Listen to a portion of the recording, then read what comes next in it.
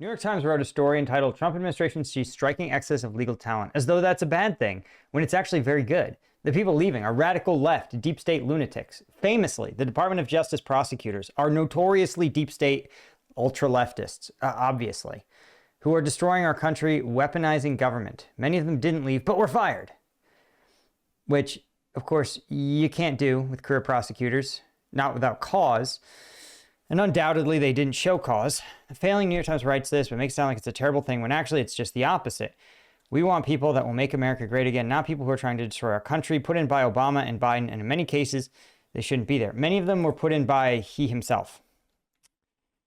But again, just assume, this is just made up lies. I bet he probably couldn't even name the people in the article.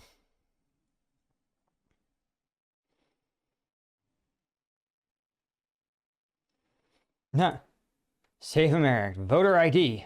Proof of citizenship. No mail-in ballots, with the exception for military, illness, disability, or travel.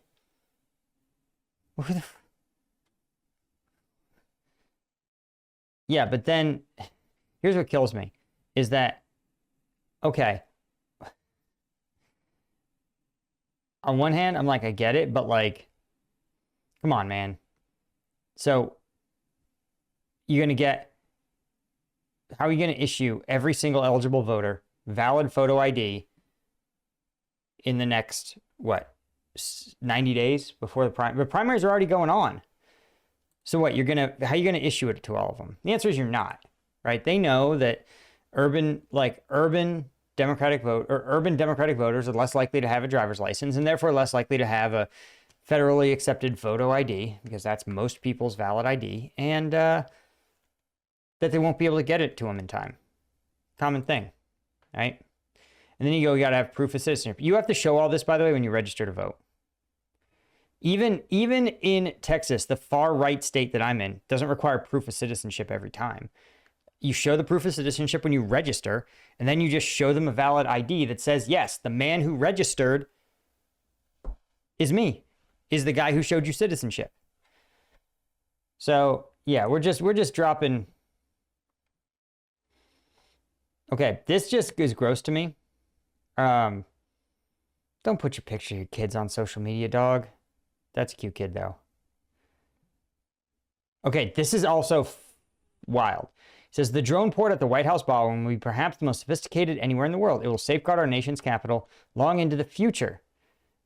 Judge, stop playing games with America's security. If anything happens, he'll be responsible for the death and destruction caused to our country.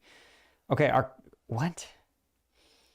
He already created enough problems by allowing top secret information to be released and exposed by a ridiculous lawsuit started by a highly litigious woman whose strolling, in her opinion, will be disturbed by the new, desperately needed structure. A woman with absolutely no standing with the event of highly sophisticated. Okay, I love how he's mad about the no standing thing, but then he was mad when his lawsuits were thrown out for lack of standing, which is hysterical. No longer defend Washington. We can no longer defend Washington, D.C. with pistols and rifles alone. This ridiculous lawsuit must be dismissed immediately. One, I want to point out that he's like, how dare they release top secret information when he himself said it was a top secret facility? Like, if the president says it's a top secret facility with all this stuff, then it's been declassified. That's why his classified documents they brought to Mar-a-Lago, that's why he never got charged, is because the president is the classification authority. So if he chooses to say what's in the ballroom, it's no longer classified. It doesn't matter what anybody else thinks. But the fact that he's acknowledging, one, we're building a weapons platform in the White House, this is like an 8th grade sci-fi thing. And then he depicts an AI generated, like we're going to put a weapons platform in the White House. Just like let that sink for a little bit.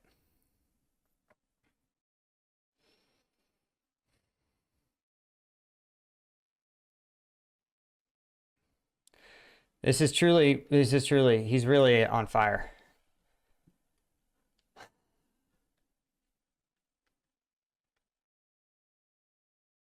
Okay, I see a bunch of people in here. You want to talk about this craziness? Let's do it.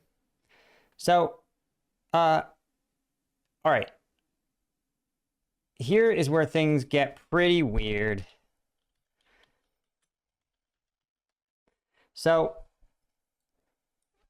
one of the things that's been bizarre, as news of this deal has gotten closer, what we have heard is that the closer the deal has gotten, the more aggressive Israel has become in its campaign in Lebanon. Now, remember, this started as, well, northern Israel needs a buffer just so that communities in northern Israel and the Golan Heights, which is legally part of Syria, but those communities need a buffer just so they can get some notice, right? So the Iron Dome can be active when rockets are fired at these communities. Now, worth noting that before the start of the Gaza war, the number of Israelis killed by these rockets was fewer than the number of Israelis killed by lightning strikes.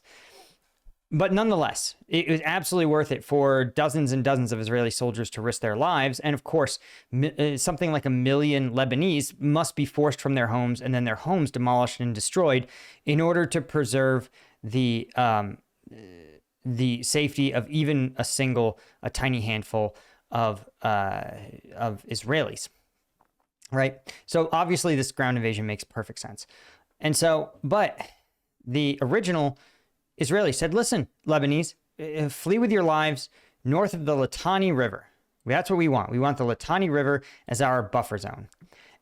And then, you see, Netanyahu went and said, a surprise, guys. As we're closer to this ceasefire deal, we're actually going deeper into Lebanon. In fact, we've changed it. Now the new river is no longer the Litani, but actually we're going past it. He said, quote, the operation began several days ago, conveniently just as the negotiations were getting closer, during which a significant number of IDF ground soldiers commenced offensive operations aimed at expanding what they called the forward defense line. Right?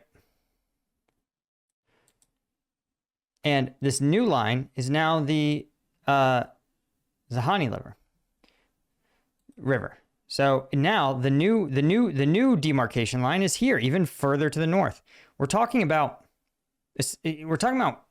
hundreds of kilometers of Lebanese territory occupied by Israeli forces. And at some point, you're kind of like, hey, this isn't a defensive operation. This isn't a minor defensive border operation. This looks like you've just invaded another country. And once again, there's actually supposed to be UN forces stopping this, which is insane. There's a UN infill, right? That's supposed to put a stop to this. They literally exist to separate Israel and Hezbollah. And obviously they have failed because Hezbollah has launched rockets, and they failed because now Israel's launched a ground invasion. And so don't get me wrong. I love to laugh at the UN's complete, utter impotence, but like, come on, guys. Come on, try a little with me. But what I think is most interesting is, again, this is partnered actually with the fact that the Israelis have also said that they are now going to move to control 70% of Gaza. Right now, remember, the Gazan ceasefire, this was 3 days ago. In fact, almost at the exact same time, just as the reports that the peace deal was getting closer, Netanyahu says he directed the Israeli military to take over 70% of Gaza. Oh, CNN, you're killing me. You're killing me, CNN. Now, currently, as part of the peace agreement, Israel controls 60% of Gaza, right? So the peace agreement said that Israel would maintain what they called the yellow line. It was separated Israeli-occupied Gaza from Hamas-governed Gaza. During an interview at a conference in the occupied West Bank, Netanyahu said Israel's tightening its grip on Hamas. He said, quote, we're now in 60% of the territory of the Gaza Strip. He said, we were at 50, we moved to 60. He said, quote, my directive is to take it step by step. First of all, 70. Let's start with that. As Netanyahu spoke, the audience called for him to take over all of Gazan territory. So he said, we're going to take it. He literally was like, step by step. The first step is to take 10% more of Gaza. Now, most international aid groups showed the military already controlled about 64% of Gaza. And under the October 25 ceasefire agreement, Israeli forces withdrew to a demarcation line known as the Yellow Line, which left them in about 53% of Gaza. Again, I'm willing to give you some tactical wiggle room, but again, Netanyahu himself is like, yo, we're going to occupy all of Gaza, which is crazy. It's also crazy that CNN is reporting this, because CNN is so pro-Israel. It's crazy. And to be clear, Hamas has accused Israel of moving the yellow line, undermining the ceasefire, and Israel has said Hamas agreed to disarm, and they haven't, undermining the ceasefire. Now, there's been about 900 people killed in Gaza since the ceasefire began. Basically, all of them have been Palestinian civilians. The number of Israeli service members killed or wounded, as far as I can tell, is zero, which makes you wonder why it was necessary to kill all those people if zero is the number of Israelis that were wounded. But again, I point this out because you have someone like Netanyahu who's actively trying to subvert this peace process between the U.S. and Iran. But here's the problem, is that it's topsy-turvy world because the U.S. is in Iran at the request of Netanyahu. Again, not my opinion. That is literally from the government website, right? Like, it's still up. Like, you just look up international law and they operating under the name Epic Fury, which they've mysteriously stopped talking about. I'm shocked they haven't taken this down. Because right, the United States is engaged in this conflict at the request of and in the collective defense of its ally, Israel, as well as the exercise of the United States' own inherent right of self-defense. Now, to be clear, U.S. sovereign territory has never been hit by Iran, as far as I can tell. And I want to point out that, you know, I'm a believer in America's allies, certainly. But I think there's one thing that China has seen. China has become a global superpower, certainly by aiding its allies and allied governments, providing them military and economic assistance where it's high leverage to do so. They've certainly been engaged in geopolitics, but the Chinese military has not left China in like 60 years. And that is like very significant to me because ultimately there's this fallacy that we're a superpower, America's a superpower, so we had to go into Iraq. We had to go into Afghanistan. We had to go into Iran. But how can China become a superpower without going into any of those places? Like, how could they do it? You mean China just buys oil? Yeah. China just buys oil. They don't have to put 800 bases in the Middle East. They just do it. They just don't worry about it. The answer is China doesn't really give a shit who sells it to them. The Saudis, the Iranians, the Venezuelans, China doesn't care. Because that's the problem. That's the problem and the feature of a global marketplace with a commodity, is that commodities are commodified. And if the Iranians don't want to sell China oil, well, someone else will. So I point this out because this idea that the U.S. has this vital national interest. And again, I fought in Afghanistan, and I can tell you, we killed thousands of my peers. Soldiers that I commanded had life-altering injuries. Some of whom I know have never worked again, have been permanently disabled. And for no gain. And even if we had snapped our fingers and installed the most democratic, stable government in Afghanistan, it wouldn't have done dick for us. Because Afghanistan is a poor country. It was a poor country then, it's a poor country now. So what was the economic benefit? Non-existent. So, you know, how can there be a peace deal without Israeli sign-off? There won't be. And the Israelis won't sign off unless they feel they've won. That's one of the reasons Trump started tweeting randomly about the Abraham Accords. Because getting Israel recognized by its neighbors, which means not recognizing Palestine, means it would be so beneficial that the Israelis would get to say, yes, we got a win out of this too. So, again, the bizarreness of the choices made here by the Israeli government is weird. And as you can see, guys, today, absolutely nothing. No, there's no chance of Hormuz traffic returning. Only still probably not going to return to normal by June.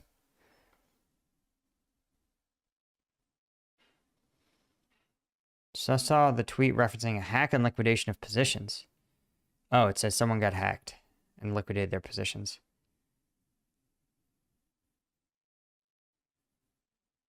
Yeah, and as people point out, this is a really...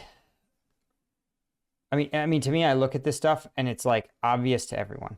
But I want to point out that this whole like fake drama about the straight opening, you can see that it drove oil down from literally 111 a barrel.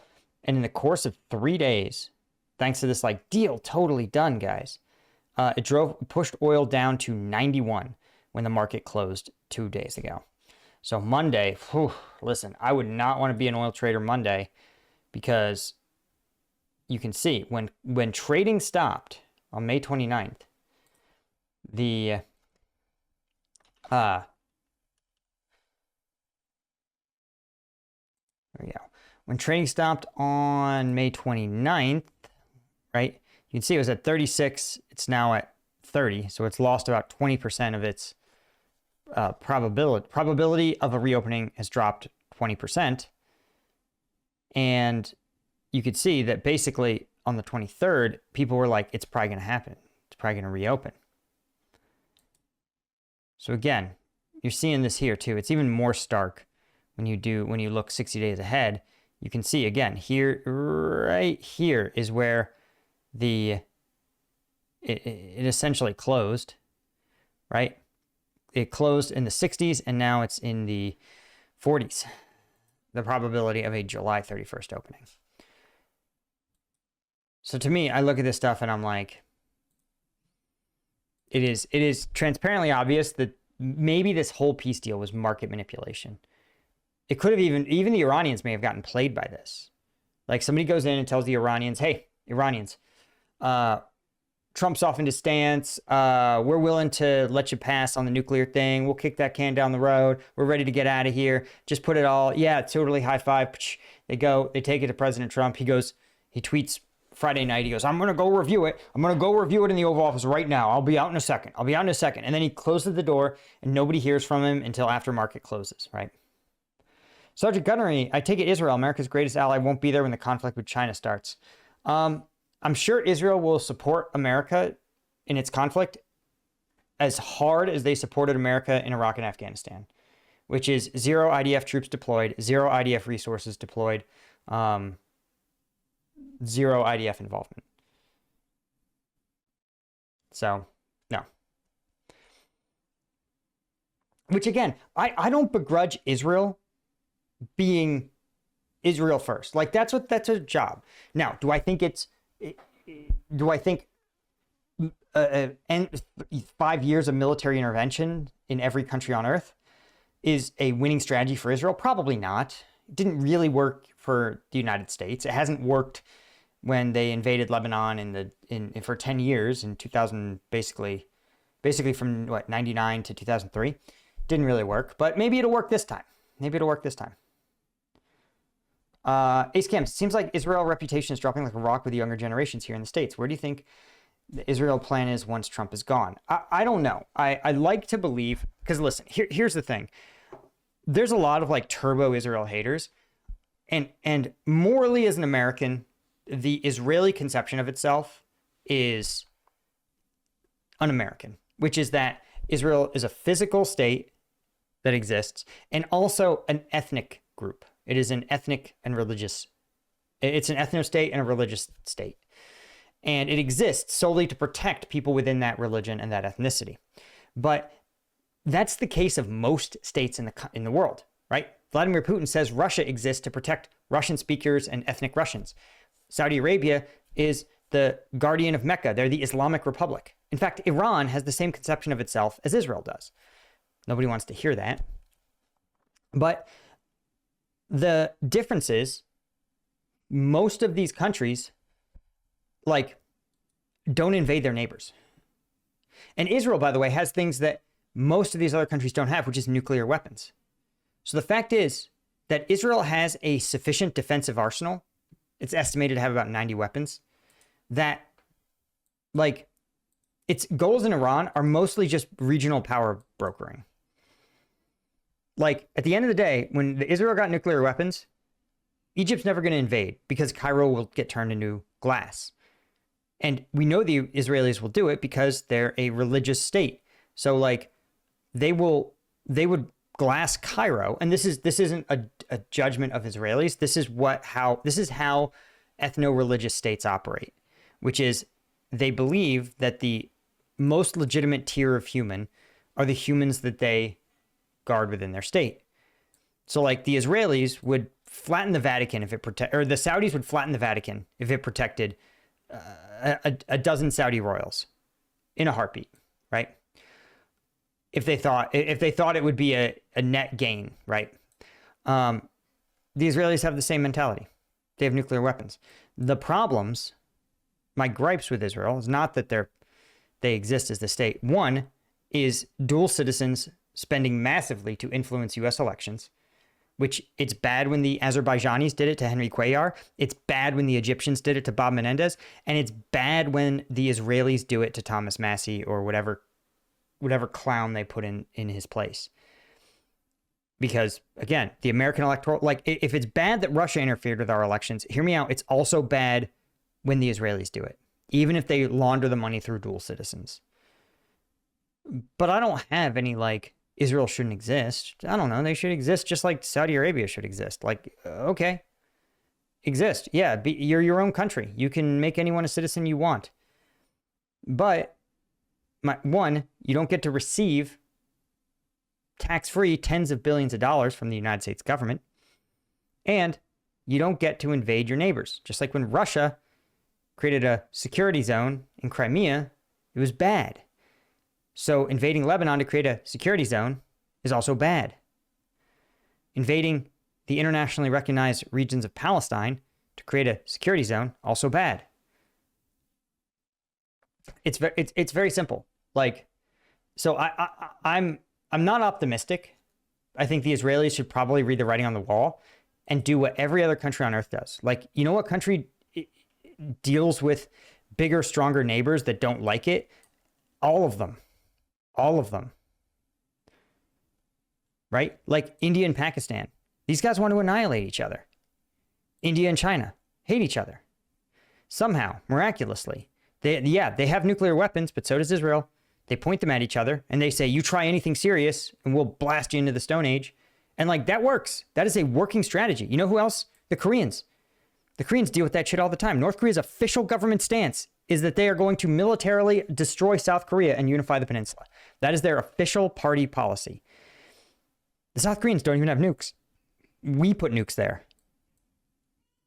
The South Koreans just live with it. Every other country on earth just figures out a way to live with it. And again, Palestinians, give them their own country and just be like, same thing they do with the Egyptians or the Jordanians. They're like, don't come into Israel. We don't want you here. Like, don't try to sneak into Israel as a Jordanian. Syllabus, thanks for the 1500. Yeah, with that logic, why shouldn't Saudi Arabia and Iran build nukes? At that point, Israel's the country that took the genie out of the bag. Iran and Saudi's playing catch up. Yeah.